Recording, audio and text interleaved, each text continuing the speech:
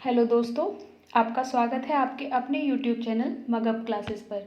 अभी तक हमने भाग 1 को कंप्लीट किया है, जिस सीरीज़ में हमने 30 क्वेश्चंस को देखा जो बहुत इंपॉर्टेंट हैं, जो प्रीवियस ईयर्स में आ चुके हैं। हम उन्हीं क्वेश्चंस को डिस्कस कर रहे हैं। अगर आपने अभी तक भाग 1 की वीडियोज़ नहीं देखी हैं तो वीडियो के डिस्क्रिप्शन में आपको लिंक मिल जाएगा, आप वहाँ से उन्हें देख सकते हैं। चलिए आज हम शुरू करेंगे भाग 2 नागरिकता।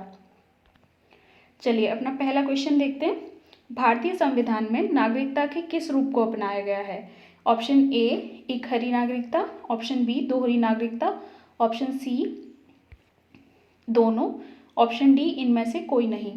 तो हमारा जो इसमें सही आंसर है वो हो जाएगा ऑप्शन ए एक हरी नागरिकता, क्योंकि हम राज्य के क्या हैं?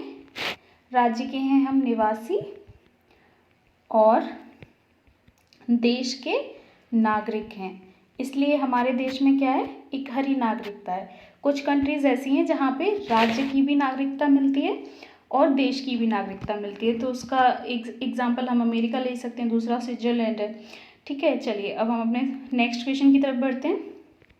नेक्स्ट क्वेश्चन है, भारतीय संविधान के भाग 2 में किन अनुच्छेदों में नागरिकता संबंधी प्रावधानों का उल्लेख है? तो इसमें हमारा ऑप्शन ए जो है वो है अनुच्छेद 12 से 35, ऑप्शन बी अनुच्छेद 36 से 51, ऑप्शन सी अनुच्छेद 5 से 11, ऑप्शन डी अनुच्छेद 5 से 12।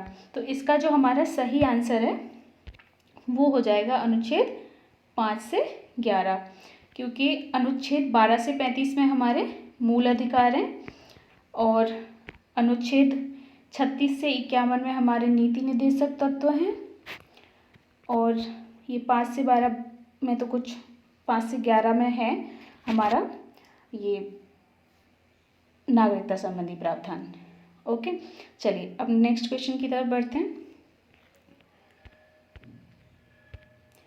निम्न में से किसे नागरिकता संबंधी कानून बनाने का अधिकार है?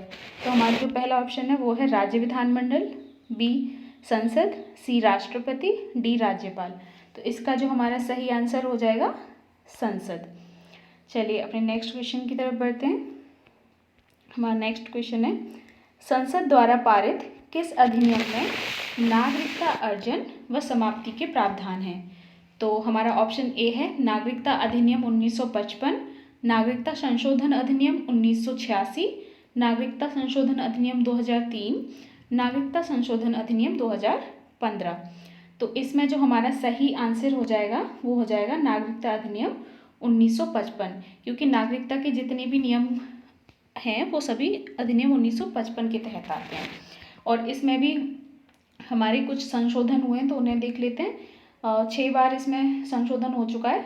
तो पहला हुआ था हमारा 86 में, दूसरा हुआ था 92 में 1986 1992, तीसरा हुआ था 2003 में, चौथा हुआ था हमारा 2005 में और पांचवा हुआ था हमारा 2015 में और ये 2019 वाला तो आपको पता ही है, छठा 2019 में। चलिए अपने नेक्स्ट क्वेश्चन की तरफ बढ़ते हैं। नागरिकता संशोधन कानून कब पारित हुआ? तो इसका ए ऑप्शन है 11 दिसंबर 2018, बी ऑप्शन 11 दिसंबर 2019, सी ऑप्शन 11 अक्टूबर 2019, डी ऑप्शन 11 अक्टूबर 2020। तो इसका जो सही आंसर है वो हो जाएगा हमारा 11 दिसंबर 2019।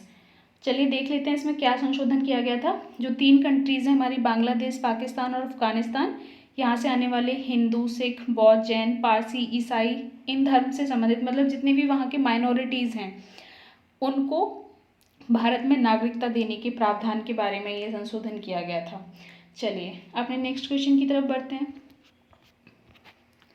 हमारा नेक्स्ट क्वेश्चन है, निम्नलिखित में से क्या भारत का नागरिक बनने के लिए आवश्यक नहीं है? इसका ऑप्शन ए है वंशानुक्रम, बी जन्म, सी अधिग्रहित संपत्ति, डी देशीयकरण।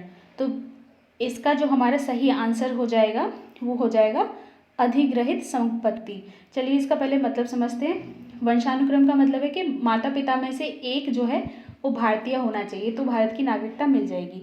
जन्म के आधार पर मतलब संविधान लागू होने के बाद 1950 के बाद अगर आपका जन्म भारत में हुआ है तो आप भारत के नागरिक हैं। देशीयकरण का मतलब होता है कि आपको भारत की कोई एक लैंग्वेज आनी चाहिए बहुत अच्छे से, आप किसी भी कला के क्षेत्र में बहुत अच्छे होने चाहिए, मतलब एक्स्ट्रा ऑर्डिनरी आपने कुछ योगदान दे रखा हो उस कला में, और 12 साल से ज़्यादा आप भारत में रहे हों, तो वो देशीयकरण के माध्यम से आपको नागरिकता मिल जाती है।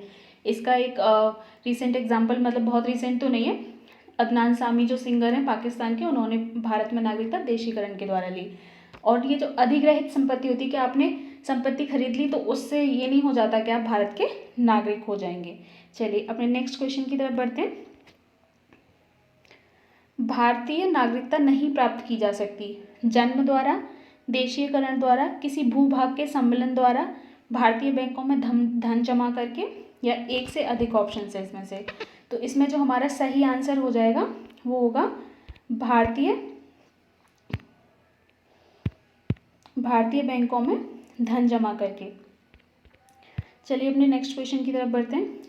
हाँ, आपको कन्फ्यूज़न ना हो, किसी भूभाग के सम्मेलन द्वारा, इसका मतलब है कि अगर भारत किसी और भूमि को मतलब अपने देश में मिला लेता है अनुच्छेद 3 के अंतर्गत, तो वहाँ पे उनको नागरिकता मिल जाएगी। जैसे कि हमने सिक्किम को मिलाया था, तो सिक्किम के लोगों को ऑटोमेटिकली भारत की नागरिकता मिल गई थी। तो यहाँ पे इसका मतलब ये है। चलिए नेक्स्ट क्वेश्चन की तरफ बढ़ते हैं।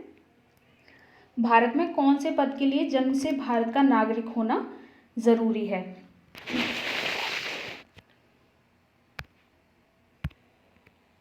चलिए इसका अपना पहला ऑप्शन देखते हैं, अनुच्छेद 8, दूसरा ऑप्शन है अनुच्छेद 9, तीसरा ऑप्शन है अनुच्छेद 10 और चौथा ऑप्शन है हमारा अनुच्छेद 11। तो इसका जो सही आंसर है वो हो जाएगा अनुच्छेद 10। इसका सही आंसर हो जाएगा हमारा अनुच्छेद 10, क्योंकि अनुच्छेद 10 कहता है कि भारतीयों की नागरिकता जो है बनी रहेगी जब तक कि वो कोई देश के विरुद्ध कोई काम नहीं करते हैं, उनकी नागरिकता अनुच्छेद 10 के तहत बनी रहेगी।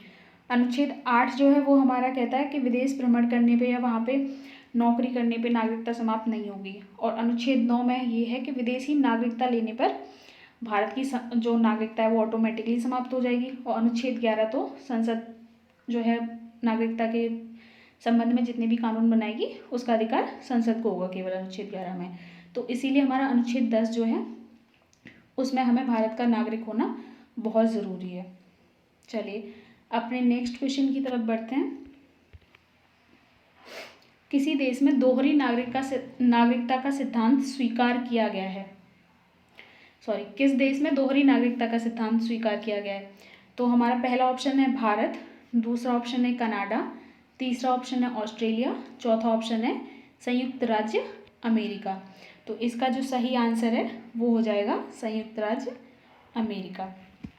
चलिए अपने नेक्स्ट क्वेश्चन की तरफ बढ़ते हैं।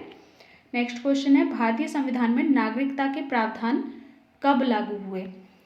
तो ए ऑप्शन है हमारा 1949, सेकेंड ऑप्शन है हमारा 1950, थर्ड ऑप्शन है हमारा 1951 और फोर्थ ऑप्शन है हमारा 1952। तो इसका जो सही आंसर हो जाएगा वो हो जाएगा हमारा 1949, क्योंकि 26 नवंबर 1949 को ही 4 चीज़ों को शामिल कर लिया गया था भारतीय संविधान में, जिसमें संसद, नागरिकता, चुनाव और संविधान के अस्थायी प्रावधान थे। बाकी चीज़ों को 1950 में सम्मिलित किया गया था। तो आज के हमारे जो 10 क्वेश्चन हैं वो कंप्लीट हो चुके हैं और ये रहा हमारा क्वेश्चन ऑफ द डे। आपको बताना है कि भारत में इकहरी नागरिकता किस देश के संविधान से ली गई है। Thank you so much for watching and please like, share and subscribe to my channel.